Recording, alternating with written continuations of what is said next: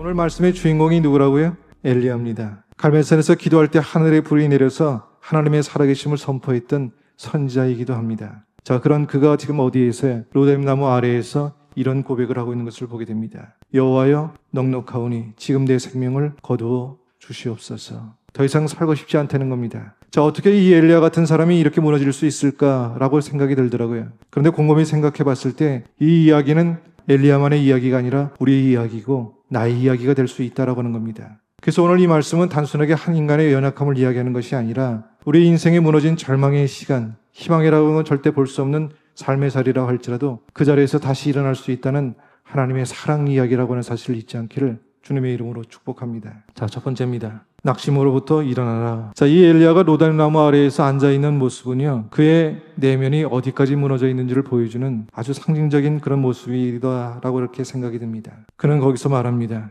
여호와의 넉넉하오니 지금 내 생명을 거두시옵소서. 더 이상 못하겠다라고 하는 절망입니다. 삶의 의욕이 완전히 꺼진 사람의 고백이다라고 하는 겁니다. 왜 이런 일이 일어났을까요? 시편의 기자도 이런 경험을 고백합니다. 시편 42편의 말씀에 보니까 내 영혼아 내가 어찌하여 낙심하며 어찌하여 내 속에서 불안해하는가 라고 말이죠. 그리고 스스로에게 이렇게 질문을 하고 다시 이렇게 얘기합니다. 너는 하나님을 바라라. 할렐루야.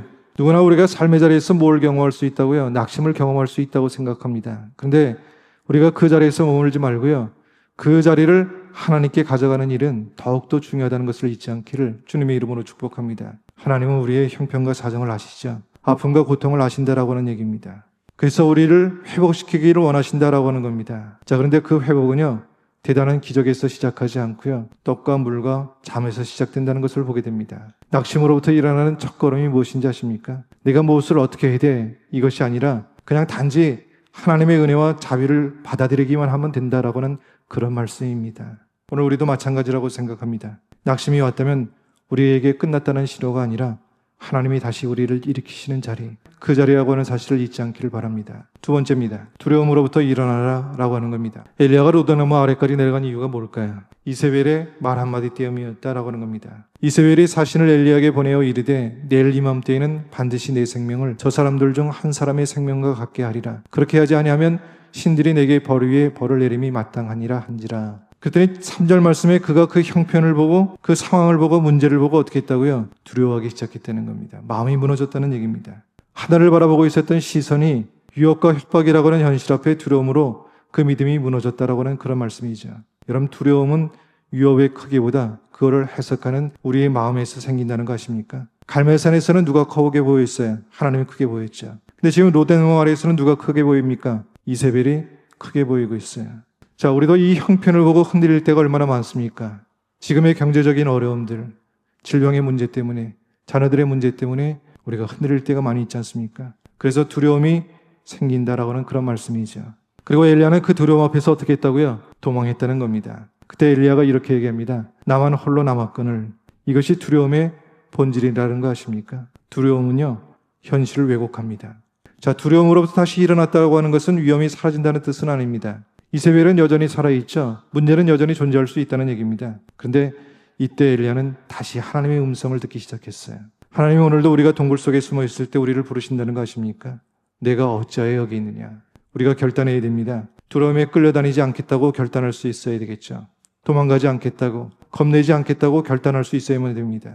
그리고 다시 믿음으로 해석하겠다고, 다시 하나님께 묻겠다고 결단할 수 있는 저와 여러분 될 수 있기를 주님의 이름으로 축복합니다. 자, 세 번째입니다. 다친 자리에서 일어나라 라고 하는 것이죠. 엘리야의 진정한 낙심은 육체의 피로 때문이 아닙니다. 두려움 때문만도 아니죠. 그 영혼을 가장 짓눌렸던 것이 무엇인지 아십니까? 하나님이 침묵하시는 것처럼 느껴졌던 것이 그의 마음을 가장 무너지게 만들었던 일이라고 하는 이야기입니다. 그때 엘리야가 동굴 속으로 들어갔어요. 그때 하나님이 말씀하십니다. 엘리야야, 내가 어찌 여기 있느냐. 자, 하나님은 우리가 숨어 있는 자리, 무너져 있는 자리, 더 이상 버틸 힘이 없다고 느끼는 그 자리에 찾아오셨다, 그 말씀입니다. 오늘 말씀 보니까 엘리야를 회복시키기 위한 하나님의 특별한 처방이 보이고 있더라고요. 엘리야에게 이제 산 앞에 산에 서 있으라고 이렇게 말씀하고 계시죠. 그리고 하나님이 거기를 지나가시겠다라고 말씀하십니다. 자, 하나님이 도대체 어떤 모습으로 지나가실까 궁금하지 않습니까? 처음에는 뭐가 지나갔다고요? 큰 바람이 지나갔어요. 그 다음에는요, 지진이 지나갔어요. 근데 거기에 하나님이 계셨다고요? 계시지 않았다고요. 자, 이번에는 불이 나타났어요. 근데 하나님은 불 가운데도 계시지 않았어요. 마지막으로 무엇이 있었다고요? 12절 말씀 보니까 세미한 소리가 있었다는 겁니다. 그리고 하나님은 거기에 계셨다는 얘기죠.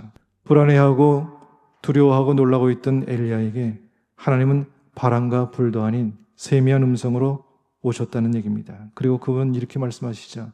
너는 혼자가 아니야. 내가 함께 있겠다 말씀하고 계십니다. 그 말씀이 여러분들 가운데 들려지기를 주님의 이름으로 축복합니다. 그래서 우리가 이제 결단할 수 있기 바랍니다. 낙심으로부터, 두려움으로부터, 다친 자리에서 일어날 수 있기를 주님의 이름으로 축복합니다. 주의 임자심이 있을 때 여러분들 자리가 어떠하든 그 자리에서 다시 일어날 수 있는 놀라운 하나님의 역사가 우리의 삶의 역사가 되기를 주님의 이름으로 축복합니다.